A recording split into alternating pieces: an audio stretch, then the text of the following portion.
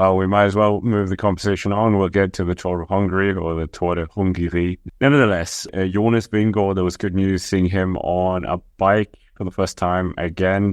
He gave kind of like a message via the team that it seemed like recovery was going well, still aiming for the Tour, but it still has like issues, and he wants to get ready for the Tour apparently. But yeah, I'm not seeing that as happening, to be honest. Many people saying like, just skip the Tour. If you have to go to something this year, go to the World Tour. I think that makes sense, but it's also, we touched on this a couple of weeks ago when it kind of happened, and I'm still kind of like, do I still think that Jonas should go to the Tour even if he's not in absolute tip-top shape, just because he is the defending champion and maybe he can ride it into the race and get better as it goes along? And you got a lot of back-heavy stages that, he could build into the race. And because Pogačar, we'll wait to see 2 weeks' time how Pogačar's riding the end of this Giro, and whether he's kind of trying to take it as easy as he can. But, is it possible that Jonas could be competitive in the Tour? If he's out already, it's possible, but he's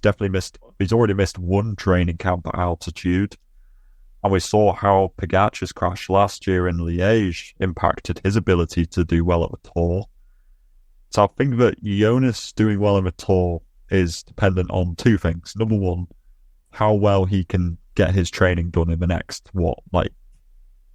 2 months, not even, 7 weeks, I think it is, until the Tour starts. There's not a lot of time when you put it in weeks. That sounds quite scary. And secondly, it's dependent upon how Pogačar can recover from the Giro and go for the Tour. Those are the two factors which I see being the most instrumental. But yeah, the Tour's really it hits off with a bang, doesn't it? It goes up that San Luca climb used in Giro dell'Emilia. Is that right? So Giro yeah, that is not that's not a time that you want to get take it easy. That's for sure. Yeah, you can't take it easy up there. If Jonas isn't in good form going into the race, then he's going to get dropped hard. It'll be like Bardet and the Rensman for the first 2 stages of the Giro this year. If you rocked up with Jonas and said, we're going to send you anyway, and then he ends up losing 5 minutes in the first 2 stages, there's no way that he's going to get into the breakaway, because unless he's 50 minutes down. Because why would you let Jonas Vingegaard, a person who's won the Tour twice, into a breakaway? You wouldn't trust it, would you? And UAE definitely have the squad in the Tour to shut him down, because they've got this Avengers Assemble style, team. It's just insane. So should Jonas go to the Tour? I'm not convinced. I think maybe you could. Would I send him to the Dauphiné or something, or the Tour de Suisse, just to see how he's going? I'd be tempted to, and then use that as a bit of a yardstick, because otherwise you're just going to be basing it all upon, all just training, going into the Tour and making a decision based upon your numbers and training. But maybe he might go to a warm-up race, or maybe they're just actually, there's no shot.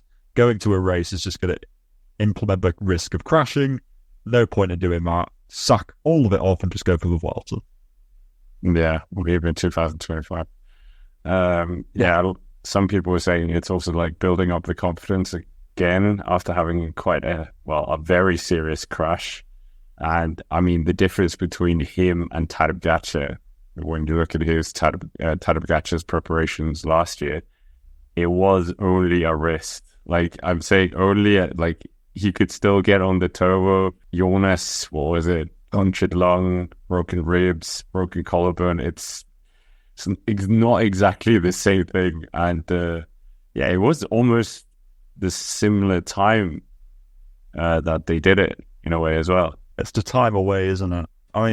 In a way, because Wout's injuries weren't as bad. Wout's got this chance of going to the Tour and having that very 2022, free roll, which was so exciting to see in 2022. Maybe he could do that again. That's really exciting for this Melissa bike. But yeah, Jonas, just having the time off, like you say, drawing comparisons to Pogačar's injury last year, it's on a different level of injury. It's just not, he's had a forced time off and then hindered preparation, no altitude camp in May, And they said that if he's not 100% for the Tour, then they're not going to send him for the Tour. And I just don't see how somebody who has missed weeks of training and the training camp at altitude could be in 100% form. I just don't see it happening in 7 weeks, given that he got on the bike this week for the first time. 7 weeks, if you had an injury and somebody said to you, like us as amateurs, okay, you got 7 weeks and I want you to be good enough to compete in like a really hard race, like a National A race, against some really tough competition. And I'd be like, okay, we're going to do it in 7 weeks. I'd be like, are you joking? That's like ridiculous. How do you think I'm going to catch up with everybody else? So I don't think that realistically it will happen, but he'll go to the Tour. But part of me would still quite like to see it, because I think that he is just such a sensational talent that maybe he could pull it out of the bag somehow.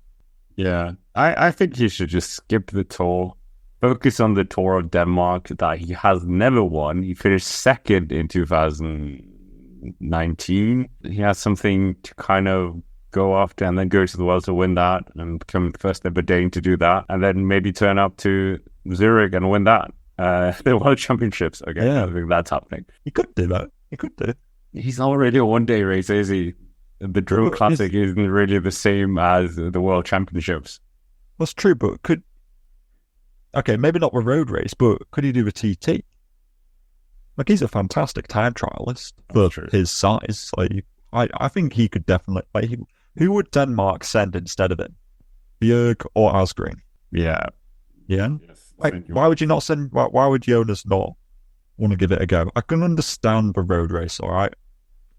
It's very different to what he's used to doing.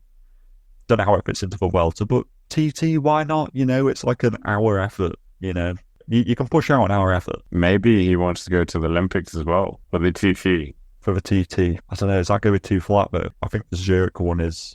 Yeah, I'm just thinking like the experience being at the Olympics now, maybe he's not going to go to the Tour. Just get some new experience if he does care about that. I don't know. I think he just cares about the Tour, to be honest. Yeah, I'd hope that he'd care. I'd like to see him at the Olympics doing a TT, even if it wasn't like the most competitive thing. It's like Pogacar did the World's TT last year and he didn't do very well, but he did it anyway. The last time Jonas represented Denmark was in Innsbruck. The World Championships in 2018 in the the under-23 road race, the one won by Mark Hirschi. And since then, he's not been at the at the World Championships for Denmark. So I think we're kind of both saying the same thing, that the team as well. We don't really want to see him lose 5 minutes on the first mountain stage. Yeah, I think I'm saying I'd like to see it, but I don't realistically think that I will see it.